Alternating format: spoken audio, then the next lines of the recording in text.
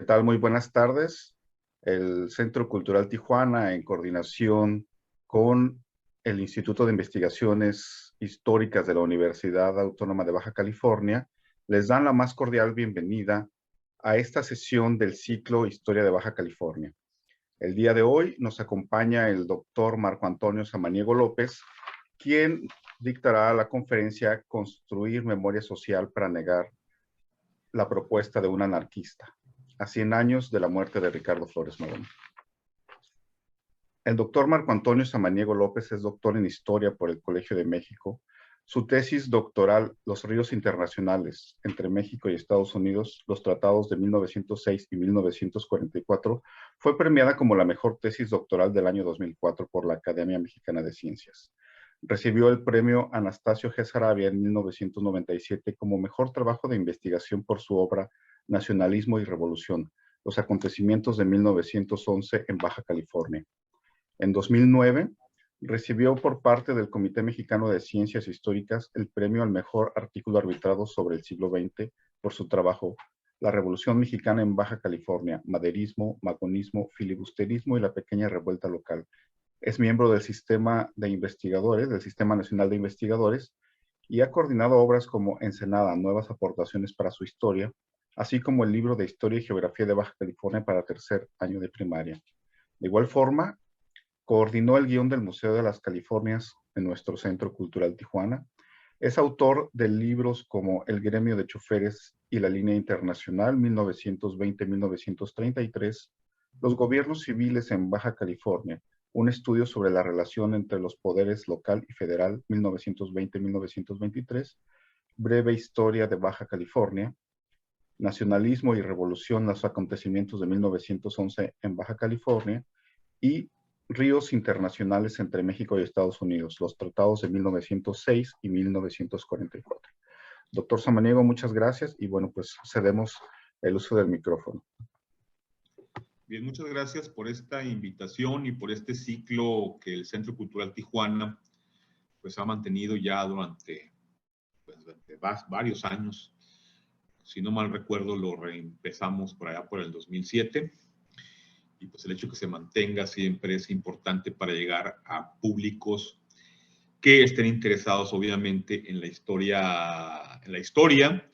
Y en este caso, bueno, un tema donde lo baja californiano es poco, pero es muy importante para entender uno de las formas de entender cómo hacer historia y cómo la construcción de memoria social se vuelve muy importante dado que se usa, e inclusive voy a usar el término, se abusa del pasado para construir personajes contrariamente a lo que ellos pretendieron. Por eso el título de esta charla es Construir memoria social para negar la propuesta de un anarquista a 100 años de la muerte de Ricardo Flores Magón.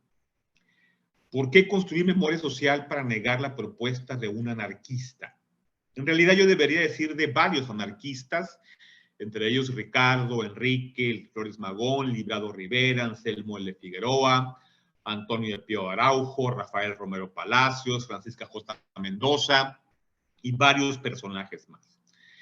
Pero yo advierto aquí que la construcción de memoria social, paradójicamente, va a confrontar a los dos hermanos, en este caso a Enrique Flores Magón y a Ricardo Flores Magón. Si queremos entender por qué observamos a un Ricardo Flores Magón capitalista, reformista, autor de un texto que no escribió, sino que solamente colaboró y que no le gustaba, como era el programa del Partido Liberal Mexicano del 1 de julio de 1906, cuyo principal autor es Juan Saravia. Entonces, tenemos que preguntarnos qué papel juega construir memoria social, qué papel juega construir nación para observar el pasado. Y para el caso baja californiano, pues es muy importante porque se señala generalmente, evidentemente no por mí, que hubo un movimiento armado en Baja California dirigido por los hermanos Flores Magón, cuando ellos mismos niegan y negaron, y lo he demostrado en varios artículos, en un libro y en varios textos, que ellos terminaron negando ser los dirigentes de ese movimiento. Pero aquí, pues ya lo he hecho en otros contextos. Aquí lo que me interesa destacar es cómo a este anarquista se le ha vuelto capitalista. ¿Por qué se le ha vuelto y se le han dado otros atributos que él no solamente no quería, sino contra los que luchaba? Por eso parto de esta pregunta: ¿es el año de Ricardo Flores Magón o el año del triunfo de los trabajos de la memoria? Por supuesto que este año, que esta conferencia va en el sentido de que es el triunfo de los trabajos de la memoria. Es la capacidad que tuvo Enrique Flores Magón para presentarse como los precursores de la Revolución Mexicana e influir en el discurso de la Revolución. Decir que son los precursores a principios de la década de los 30 y además decir que los dos hermanos fueron los autores del programa del Partido Liberal Mexicano es un triunfo, es el éxito de Enrique Flores Magón. ¿Por qué? Porque los anarquistas difícilmente pueden presentarse como patriotas, porque los anarquistas están en contra de la ley, porque están en contra de la Constitución, porque están en contra de la autoridad. Por eso, voy a colocar solamente algunas citas para ubicar a Enrique Flores Magón, dando estas dos vertientes a las que me refiero, ¿sí? Por ejemplo, en 1915 él escribió: porque la anarquía y la política no pueden marchar del brazo. Querer unir ambas tendencias es pretender un maridaje imposible. Una a la otra se rechaza. La anarquía detesta al gobierno, la política lo apoya. Son dos tendencias contrarias que no pueden reconciliarse. Poco más adelante, en el mismo texto, dice: así pues, obreros mexicanos, a quien nos hable de anarquía, a quien nos predique contra el capital, el clero y el gobierno, pero que a la vez os recomiende elevar y sostener en el poder a tal o cual gobernante, escupidle al rostro por farsante, y el día de las represalias tenedlo presente en vuestra memoria para ajusticiarlo por embaucador. Esto dice Enrique Flores Magón el 11 de diciembre de 1915. ¿Qué dice cuando ya este hombre ha sido golpeado, encarcelado, traicionado por otros anarquistas? El Ludovico Caminita, cuando se separa de su hermano Enrique, se va con Ludovico Caminita para tratar de reiniciar un movimiento. Este movimiento no tiene ninguna repercusión y Ludovico Caminita, paradójicamente, se vuelve el principal informante del Federal Bureau of Investigation y directamente muy relacionado con Edgar J. Hoover. Es decir, con el amigo que se fue, es el principal informante en contra de los anarquistas y directamente con Edgar J. Hoover en 1919-1920. De hecho, en 1920, Mitchell Palmer, el fiscal general de los Estados Unidos, considera precisamente a Enrique Flores Magón, no a Ricardo, como uno de los anarquistas más peligrosos en los Estados Unidos. Lo persigue más Palmer a Enrique que a Ricardo. ¿Qué dice Enrique Flores Magón? Y esto hay otra cita, solamente pongo esta en contraposición a lo que ya he citado. Toda mi simpatía estaba con Ávila Camacho. Le consideraba una persona de confianza, constante, con que respetaría la vida y la dignidad del hombre corriente. Desde luego que le daría mi apoyo y me preparé a hacerlo con un séquito de 600,000 hombres en todo México. Esto, por supuesto, está exagerado y lo dice en función de la Segunda Guerra Mundial. Ávila Camacho fue elegido y resultó ser el tipo de presidente que yo había esperado, consciente, honrado, con una sólida influencia en el país. Es decir, si vemos la cita anterior, nada más esta, hay otras 30, 40 que podría poner. Recuerden lo que acaba de decir o lo que dijo 2 décadas antes, ¿sí? Escupidle al rostro por farsante y el día de las represalias tenedlo presente en vuestra memoria para ajusticiarlo para un embaucador. Es decir, todo aquel que predicara en contra del capital, el clero y el gobierno, pero que recomendara sostener a alguien en el poder, había que escupirle al rostro. Bueno, 25 años después, él está haciéndolo de esta forma y En el libro Peleamos contra la injusticia, ahí lo deja clarísimo, ¿sí? Enrique Flores Magón, ¿sí? En 1931, en su texto, Los últimos 20 años, es cuando da el giro, es cuando modifica totalmente y borra y trata de borrar todo lo que ellos escribieron, todo lo que escribió Ricardo, Enrique, Antonio de Pío Araujo, Rafael Romero Palacios, Francisco J. Mendoza y los heterónimos que se han creado alrededor, como Rosa Méndez, como Matilde Mota, personajes que publican en Regeneración, pero que no existen.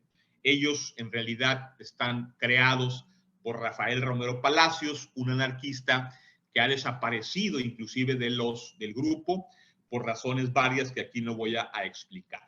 ¿Sí? Simplemente vuelvo a citar a Enrique Flores Magón para que vean lo que decía el 16 de septiembre de 1911. Escupid al rostro a los que os invitan a tomar parte de las elecciones y gritad, muera la autoridad. Queremos ser libres. Queremos la verdadera libertad emanada de la libertad económica. Viva la expropiación salvadora.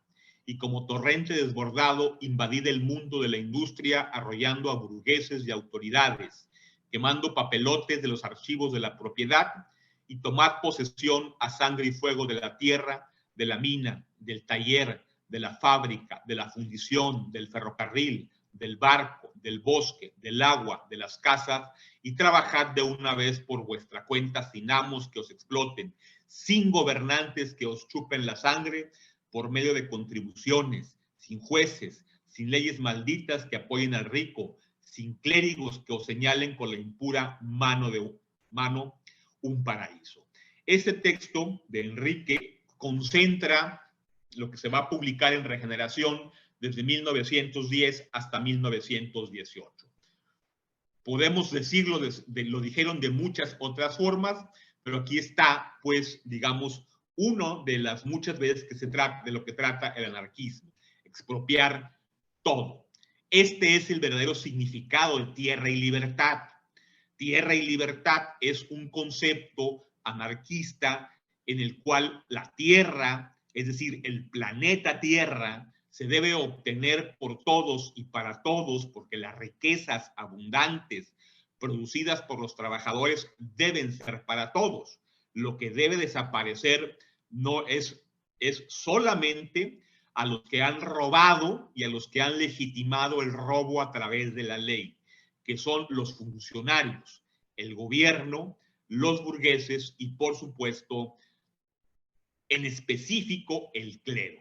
Si bien hacen referencia a toda creencia religiosa, pero se centran fundamentalmente en el clero católico. Eso es lo que hay que eliminar. Eso es lo que hay que hacer.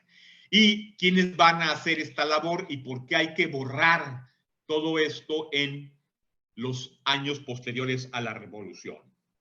Voy a leer brevemente lo que dice Ricardo Flores Magón acerca de lo que hay que hacer cuando se inicie la revolución en México. Vean bien, este documento está publicado por Jacinto Barrera, el principal investigador que más documentos ha publicado sobre los anarquistas del Partido Liberal Mexicano, y este libro que estoy citando es un libro publicado en 1989, es decir, más de 30 años en que cualquier lector puede revisarlo y verlo porque está en términos públicos.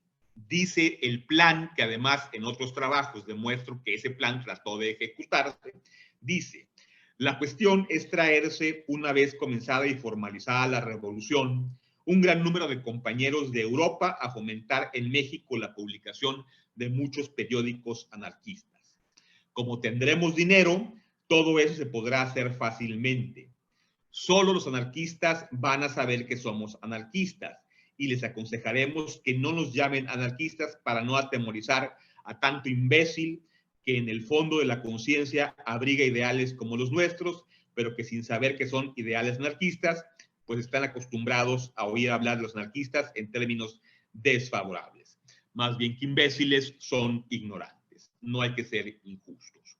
Este intento, este llamado a los anarquistas italianos y españoles sobre todo, se va a repetir con insistencia y además las relaciones con ellos se van a dar desde 1906 y se va a intentar que precisamente en el lugar en que estamos, en la ciudad en que estamos, Tijuana se vuelva un sitio para el comunismo anárquico. Ahorita tocaré ese tema. Para esta fecha, 16 de septiembre de 1911, esa propuesta ya ha funcionado, cuando menos en el papel, aunque en la práctica pues es muy difícil que alguien diga que esto haya sucedido.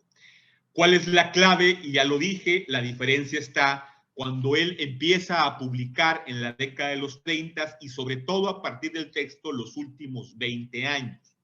Ahí él inicia diciendo que son las memorias de un viejo revolucionario en defensa del Partido Liberal Mexicano, iniciador de la Revolución Social Mexicana. Aparece, inicia este juego con el que muchos autores se van, voy a utilizar la palabra con la finta, con el término revolución social. Ellos no se refieren por revolución social a las reformas que quedaron plasmadas en la Constitución de 1917 y que bien, muy bien dicho está, sí se tomaron varias de ellas a partir del programa del Partido Liberal Mexicano del 1 de julio de 1906, nada más que tenemos que decir que escrito principalmente por Juan Saravia, no por los hermanos Flores Magón, sí en mayor parte por Ricardo, pero no por Enrique.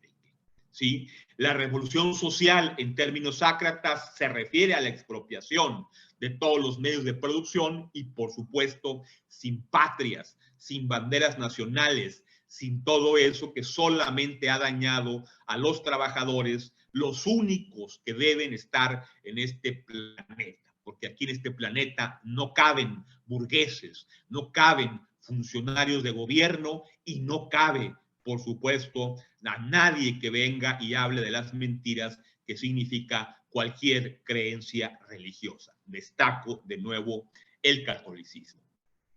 En ese texto se presenta como socialista y demócrata.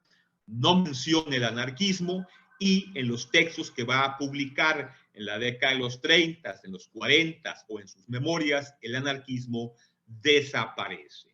Todo lo que ya vimos que él escribió, no lo escribí yo, no lo inventó nadie, lo escribió él. Bueno, aquí se ha negado, se niega el comunismo. El anarquismo no se menciona y se niega el comunismo más en función, sobre todo, del comunismo estalinista, que en la década de los 30 pues ya ha mostrado un amplio margen tiránico, del cual pues hay mucho que se ha hablado mucho sobre él, ¿no? Es un término, sí, que ellos van a utilizar siempre en Regeneración, de que ellos son comunistas en el sentido del comunismo anárquico, como lo usa el principal autor al cual ellos hacen referencia, como es Kropotkin, aunque también mucho lo hacen en función de Enrico Malatesta. ¿Sí? Por eso ellos sí hacen mucha referencia al comunismo en el sentido anárquico, no en el sentido estalinista. Pero lo más importante de este texto es cambiar el sentido del concepto revolución social.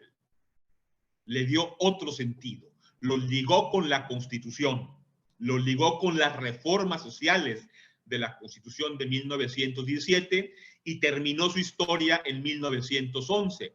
¿Por qué? Porque si mantiene su narrativa hacia los años posteriores, pero también hacia 1910, este discurso se rompe, se resquebraja, ¿sí? Se hace pedacitos, porque ellos buscaban lo que ya he leído a quienes estén viendo esta conferencia. Ellos se están refiriendo a terminar con el capitalismo, a hacer lo único que debe de hacerse por parte de los trabajadores, que es eliminar a todos aquellos ladrones que se han quedado con la riqueza social.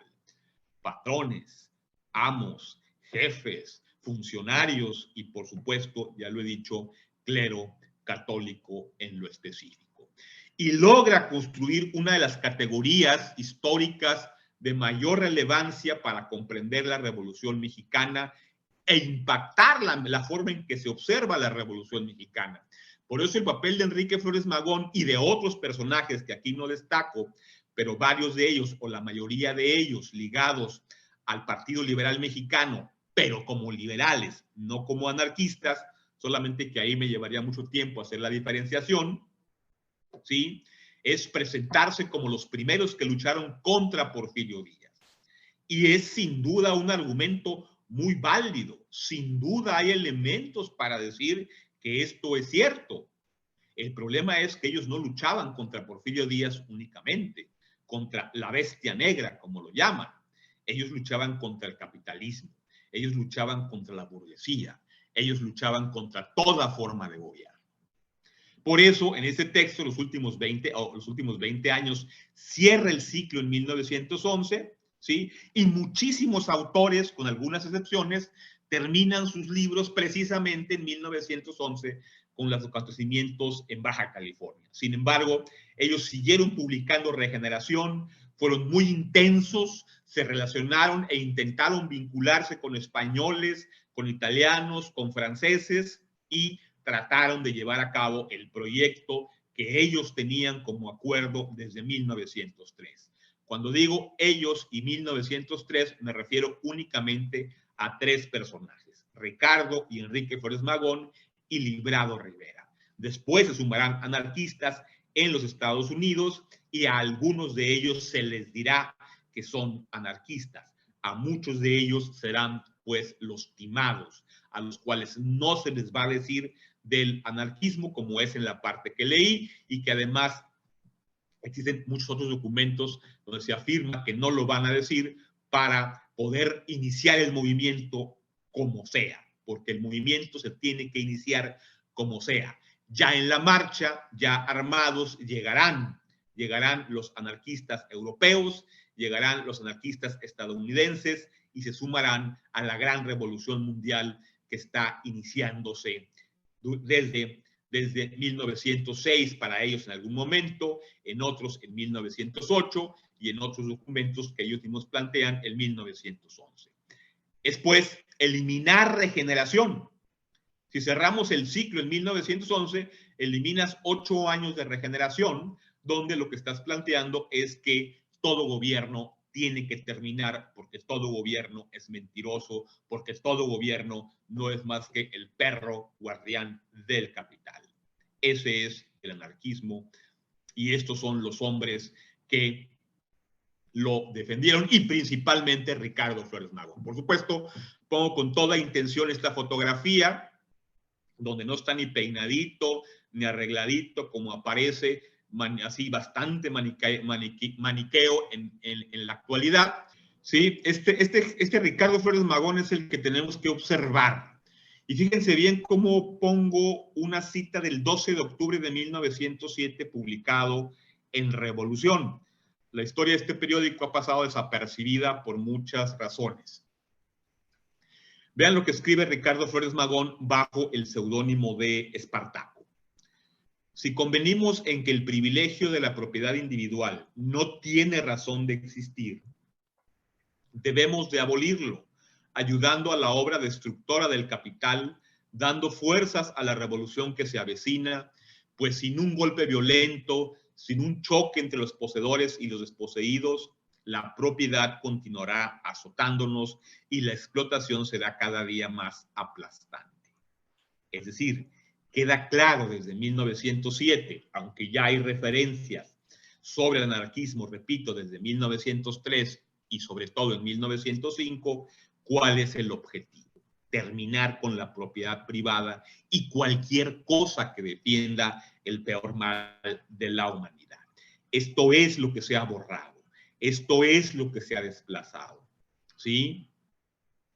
La construcción sobre Ricardo implica que a los anarquistas del Partido Liberal Mexicano se les quitó su bandera, la destrucción del capitalismo, la revolución mundial, la llegada de anarquistas de todo el mundo, de lo cual ya leí en un documento publicado desde 1989 por el autor que más se ha citado en las páginas gubernamentales en la actualidad para justificar el hecho de que se llame a un capitalista el nombre de Ricardo Flores Magón. Y el hecho de que la patria es una invención de la burguesía. La patria es una invención para explotar, para humillar, para evitarte que hagas lo que tienes que hacer, que es tomar todos los medios de producción, tal como lo leí de Enrique Flores Magón. ¿Sí? El 19 de abril de 1911 selecciono este párrafo solamente por la fecha, tomando en consideración que estamos hablando de un momento crucial en el movimiento armado en Baja California, no tanto por la unidad, sino por los constantes conflictos que se presentaban para este momento en Mexicali y que un mes después estarán todos los días conflictos entre los hombres en armas en Tijuana. El llamado es claro. Compañeros de todas las naciones, la Revolución Mexicana, así con J, ¿sí? Porque esto se publica en Tierra y Libertad de Barcelona, España, de donde se toma Tierra y Libertad, ¿sí? No es una frase de Zapata, como leo con frecuencia, es una frase anarquista y en este caso de la publicación Tierra y Libertad de Barcelona, España. La Revolución Mexicana es un acto de la grandiosa tragedia que tarde o temprano tendrá por escenario la superficie de toda la tierra. Nuestra lucha es la lucha vuestra. Nuestro problema es vuestro problema. Es el problema del pan que las revoluciones políticas han dejado insoluto.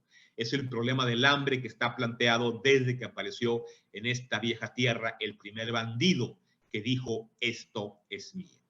Así pues, compañeros de todo el planeta, de todas las naciones, estaban ante el gran acto universal que uniría en la lucha contra los propietarios. El problema del pan, como lo dijo Kropotkin, se iba a solucionar. Por eso destaco mucho esta parte. Enrique Flores Magón, sobre todo, esto es más complejo, por supuesto, vuelve capitalista, se vuelve capitalista él y autor del programa del Partido Liberal Mexicano de julio de 1906.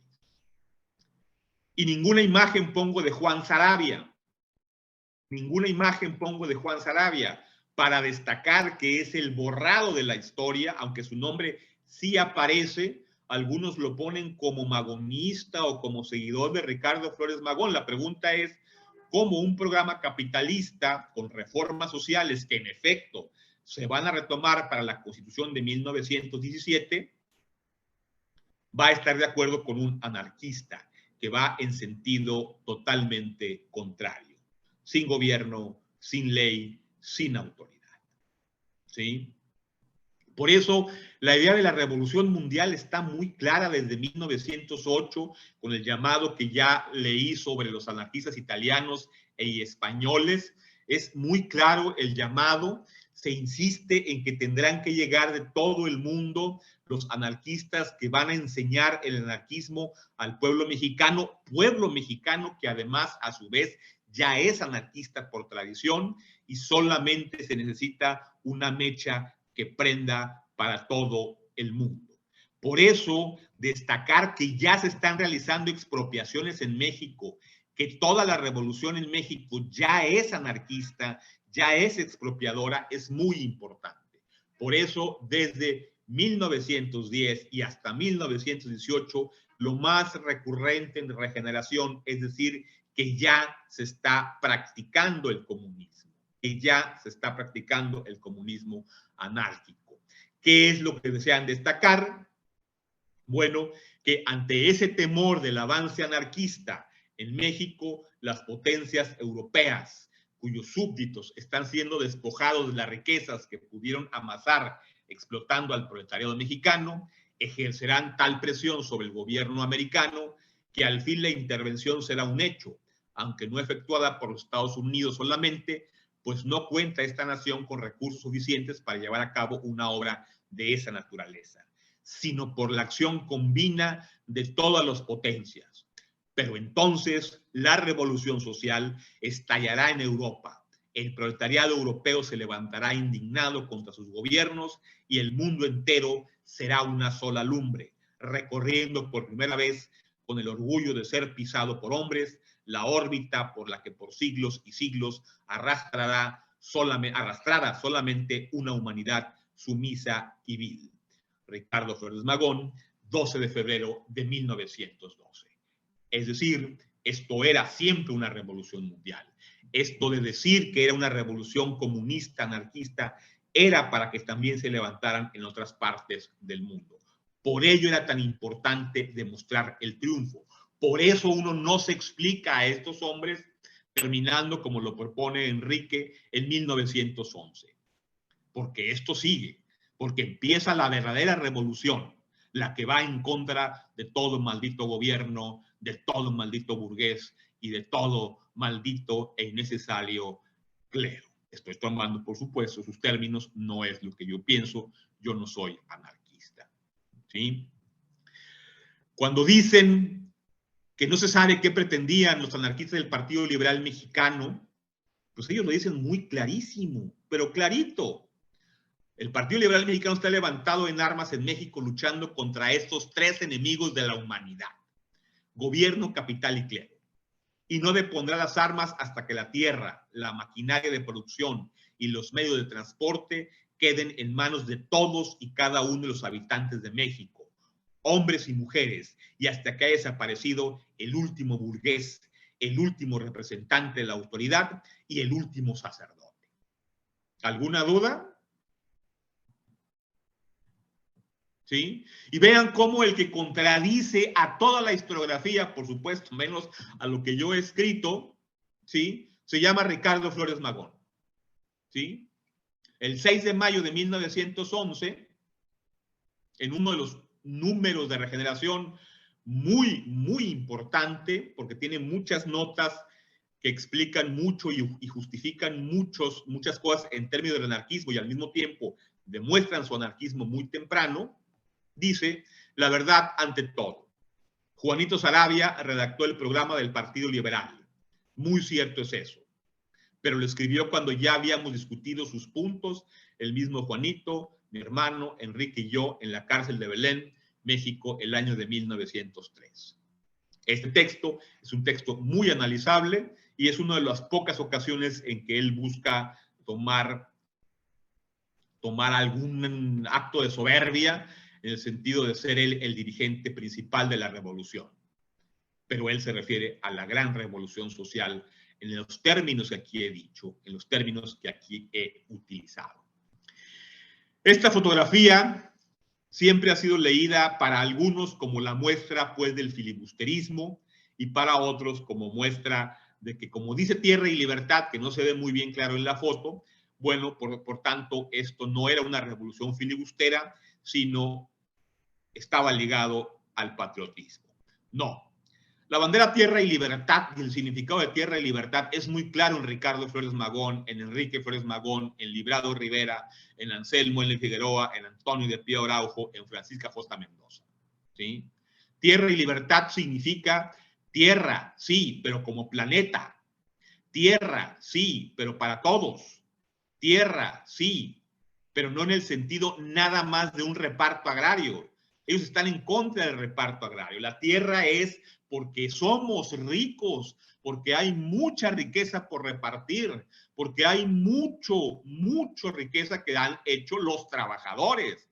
Son los malditos ladrones, los burgueses, los funcionarios, los políticos que se han quedado con ella, el maldito clero que ha mentido sobre la existencia de un Dios y que más allá de las estrellas alguien te va a resolver algún problema alguna vez. No trabajadores. Tierra y libertad significa poner atención a lo que pasa en este planeta y no en ningún otro lugar. Y la libertad solo se consigue eliminando la propiedad privada, eliminando a sus defensores, eliminando a todo aquel que llega y te mienta y te diga que un gobierno te va a solucionar algo. Los gobiernos no te van a solucionar nada. Los gobiernos están hechos para engañarte, para mentirte, para humillarte. ¿Para qué sirve la autoridad? Eso es tierra y libertad. No es una fotografía con líderes agrarios tomando la foto de Emiliano Zapata, que tampoco usó Tierra y Libertad, por cierto. Su lema era Reforma, Libertad, Justicia y Ley. Si a alguien le interesa, en el número de signos históricos de este año, allá aparece un artículo que se llama Significados diferentes de Tierra y Libertad, obviamente de mi autoría. Y esto es lo que hay que destacar. Tierra y Libertad se establece como bandera porque se nombra a Tijuana el 13 de mayo de 1911 como el comunismo instalado. Esta foto se ha leído tan mal que, a pesar de que los documentos a los que hago referencia están publicados por Josefina E. de Favela en 1966, ahí está la proclamación que hace Antonio de Pío Araujo de Tijuana comunista. Y no es una proclamación cualquiera, es muy importante. ¿Por qué? Porque los periódicos estadounidenses anarquistas, como Crónica Subversiva, como La Era Nova, y en Francia, como El Sindicalista, como La Libertad Sindicalista, como el Temps Nouveau, todos dan por hecho que Tijuana es comunista. Todos dicen que en efecto en Tijuana se ha instalado el comunismo y la prueba está en la bandera de Tierra y Libertad, a la que todos leen en el sentido anarquista, como Tierra y Libertad, en el significado de una categoría histórica, que eso es el anarquismo, una categoría histórica que pretende ver el mundo como una unidad. Por eso los hombres que están abajo no tienen la menor idea de qué es Tierra y Libertad en esta misma foto. Por eso esos hombres, cuando 3 días después ponen banderas estadounidenses, no encuentran la diferencia, porque ellos no sabían de que se trataba de que llegarían anarquistas de todo el mundo. ¿Por qué plantearlo el 13 de mayo de 1911, este lugar, Tijuana, como un lugar donde se ha implantado el comunismo anárquico? Porque están llegando los anarquistas italianos de Paterson, de Kansas, de San Francisco. Van a llegar 50 anarquistas italianos con la idea de establecer ese famoso comunismo. Por eso es relevante el 13 de mayo de 1911. Alrededor de eso suceden muchas otras cosas. Para la prensa sandieguina, para la prensa de Los Ángeles, esto no tiene nada que ver con comunismo. Para ellos tiene que ver con la posibilidad o no de anexar una parte o toda la península de la Baja California. Tiene otro significado.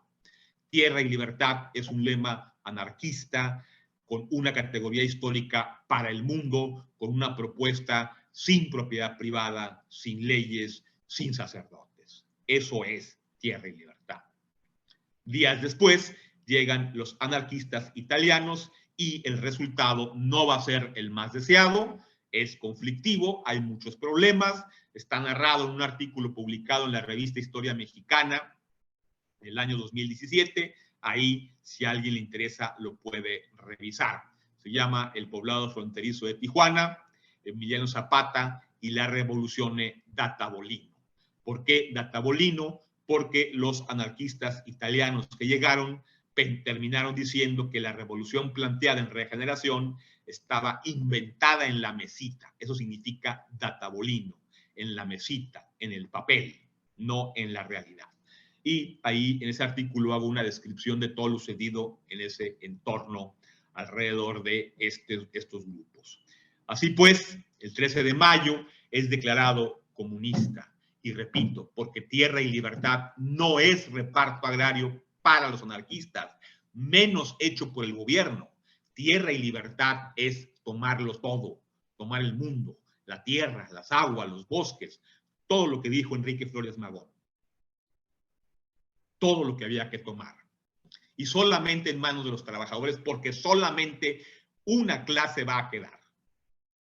Ya no va a haber lucha de clases. Se va a acabar la lucha de clases, porque va a haber una sola clase, la única creadora de la riqueza social, los trabajadores. ¿Sí? Yo no encuentro nunca una sola referencia de Ricardo, de Enrique, de Librado, de Anselmo, de Antonio de Pío Araujo que diga hagamos un reparto agrario. Y sin embargo, el significado de tierra y libertad se ha dado como un reparto agrario construido por el Estado y luego la imagen de Zapata entremezclada como si hubiera habido alguna vez alguna relación significativa. Sobre eso, repito, ya hay un artículo publicado y es una charla aparte, esa falsa relación entre Emiliano Zapata y el anarquismo, que nunca fue efectiva. ¿Sí? Y concentro en este documento del 28 de enero de 1911 lo que planteaba Ricardo, y además lo elegí porque es el 28 de enero, es decir, un día antes de empezar el movimiento armado en Baja California. Me imagino qué feliz será el pueblo mexicano cuando sea dueño de la tierra, trabajándola todos en común como hermanos y repartiéndose los productos fraternalmente según las necesidades de cada cual. No cometáis, compañeros, la locura de cultivar cada quien un pedazo. Os mataréis en el trabajo exactamente como os matáis hoy. Uníos y trabajad la tierra en común, pues todos unidos la haréis producir tanto que estaréis en aptitud de alimentar al mundo entero. ¿Dónde dice tomemos el programa del Partido Liberal Mexicano y hagamos que el reparto agrario y todo eso? Al contrario, se va a enfrentar durísimamente en estos días a Juan Saravia y a Antonio y Villarreal, precisamente los principales autores del programa del Partido Liberal Mexicano, programa del Partido Liberal Mexicano que en la historiografía después de los 30 quedará como si Ricardo lo hubiera elaborado, cuando vean cómo la propuesta es totalmente contraria. Totalmente contraria. ¿Sí? Y sintetizo la libertad en este pedazo de ese texto, pero que puede haber otros muchos. Aquí estoy hablando de un texto de 1910. ¿Sí? ¿Cuál es la intención? ¿Por qué ellos no querían tener seguidores? ¿Por qué ellos no aceptan lo de magonistas? ¿Por qué ellos no querían que alguien tuviera líderes, jefes, sino que cada uno, sea hombre o mujer, piense con su propia cabeza, que cada uno haga esfuerzos para dar una opinión sobre lo que es preciso hacer para obtener el logro de nuestras aspiraciones, que no son otras que las libertades de todos fundados en la libertad de cada uno, el bienestar de todos fundado en el bienestar de cada uno. Por eso no había que seguir líderes, por eso no había que seguir jefes, por eso lo repitieron tanto. Cada jefe, cada jefecillo, cada político que quiera mandar, matadlo, matadlo, porque te va a engañar, te va a mentir. ¿Por qué? Porque el líder es un cómico, es como una especie de payaso que con tal de seguir siendo líder va a acomodar los ideales para negociar con lo más horrible que hay en este planeta para un anarquista, el gobierno, cualquier gobierno, porque todo gobierno es malo por el simple hecho de ser gobierno. Por eso la expropiación es por medios violentos, porque los ricos, los funcionarios, los sacerdotes no se van a dejar. Ellos quieren el status quo. Si deseáis luchar para el beneficio de la clase pobre, no luchéis por echaros encima un nuevo gobernante. ¿Para qué? Sino por conquistar durante esta rebelión bienes materiales, y eso se consigue arrebatando, oídlo bien, arrebatando de las garras de los ricos la tierra y la maquinaria para el uso y disfrute de todos y cada uno de los habitantes de México sin distinción de sexo. La pregunta es, si estos son los precursores de la Revolución Mexicana, entonces, ¿se logró esto? La respuesta la tienen ellos mismos, y en este caso Ricardo, en la obra Víctimas y Verdugos, escrita en 1918. Y la respuesta es, los malditos jefes revolucionarios se aprovecharon de todo. Llevaron esto al fracaso. El 19 de noviembre de 1910 lo indica claramente Ricardo Flores Magón. Lo que necesitáis es que os asegure el bienestar de vuestra familia y el pan de cada día. El bienestar de las familias no podrá daros ningún gobierno. Sois vosotros los que tenéis que conquistar esas ventajas. tomando desde luego posesión de la tierra, que es la fuente primordial de la riqueza, y la tierra no os la podrá dar ningún gobierno. Entendedlo bien, porque la ley defiende el derecho de los detentadores de la riqueza. Tenéis que tomarlo vosotros al despecho de la ley, a despecho del gobierno, a despecho del pretendido derecho de propiedad. Tendréis que tomarlo vosotros en nombre de la justicia natural, en nombre del derecho que todo ser humano tiene a vivir y a desarrollar su cuerpo y su inteligencia. Ese es el derecho a vivir. Eso es lo que hay que defender. Y eso solamente se puede defender evitando a cualquiera de los tres monstruos de la humanidad. Y a los monstruos se les elimina, se les quita, se les hace a un lado, se les mata. Todos los que luchan, repito, el 11 de abril del 14, lo cito nada más por ser más claro, es todos los que luchan que el único medio para obtener la posesión de la tierra es la expropiación de la misma de las manos de los burgueses, llevada a cabo por los trabajadores mismos, sin necesidad de esperar a que un gobierno se digne a hacer justicia a los oprimidos, pues no puede esperarse nada bueno para los explotados de una institución como el gobierno, que ha sido creada precisamente para conservar el orden social actual basado en la explotación del pobre por el rico.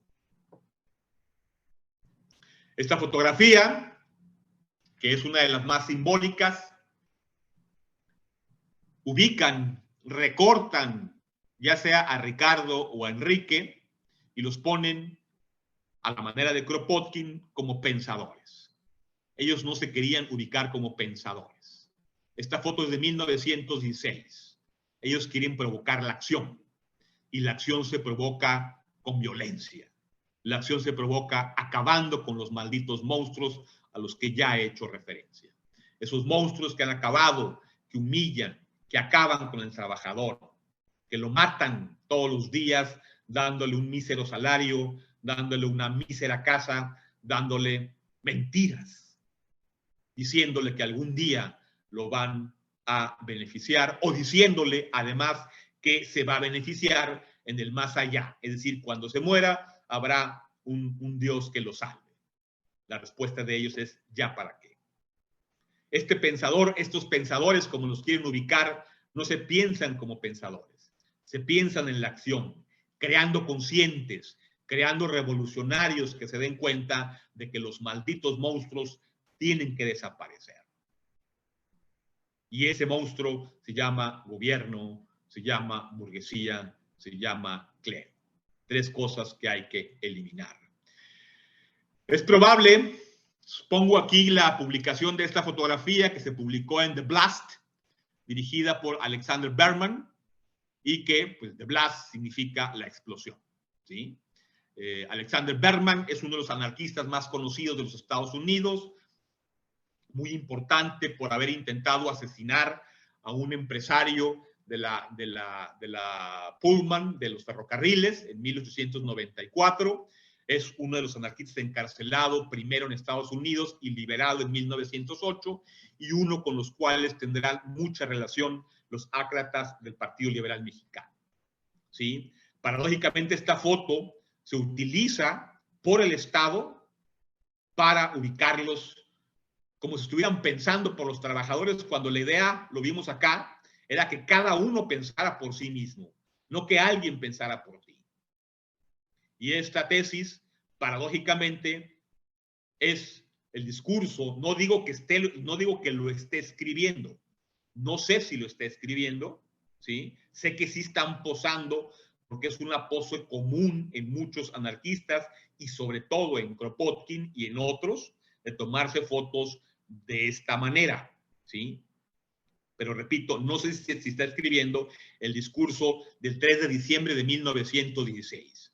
Ahí simplemente narro, ¿sí?, cómo se plantea que el enemigo es el burgués, es el gobernante, el clérigo, los tres pilares que sostienen la estúpida trabazón del edificio negro que ha pesado sobre la humanidad desde que apareció el primer bandido que dijo, esto es mío. Es probable, en este discurso se alaba a los individuos o el individuo que puso una bomba para estallar en San Francisco, California, en el llamado Preparedness Day, que es la forma en que se empezó a tratar de que Estados Unidos participara en la Primera Guerra Mundial. ¿Sí? Ese discurso aparece en Regeneración del 9 de diciembre de 1916. Y dice, entre otras cosas, muchas de las que ya he leído y repetido en todo caso, en San Francisco estalla una bomba que siembra el pánico de nuestros enemigos. Esto ya lo pongo yo, 22 de julio, 10 muertos, 40 heridos. ¿Qué mano valerosa la puso? No nos importa. Fue el pueblo oprimido el que la puso. Fue el pueblo que ya no quiere soldados, que ya no quiere mantener a sus propios verdugos, que no quiere la militarización del país, porque ve en ella una amenaza contra su libertad. ¿Por qué? Porque evidentemente el militar representa la ley, representa al Estado. Esto es ser anarquista, por esto luchan los anarquistas del Partido Liberal Mexicano. Y sin duda, destaco el porqué, la importancia de la construcción de memoria.